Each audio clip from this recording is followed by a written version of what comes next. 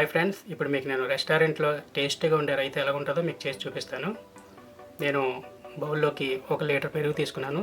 దీన్ని బాగా మనం బీట్ చేద్దాం. బాగా బీట్ చేసుకున్నామండి.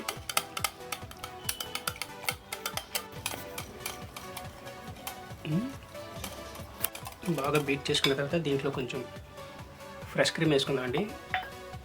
దీన్ని ఒకసారి దీన్ని కూడా కొంచెం బీట్ చేసి ఇప్పుడు దీంట్లో జీలకర్ర పొడి, రుచికి తగ్గ ఉప్పు, సన్నగా తరిగిన ఆనియన్స్, కొంచెం క్యారెట్, కీరదోస,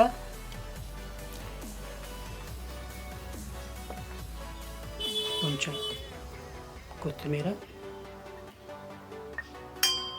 ఫైనల్గా చాట్ మసాలా, వీటన్నిటిని కలిపేద్దాం.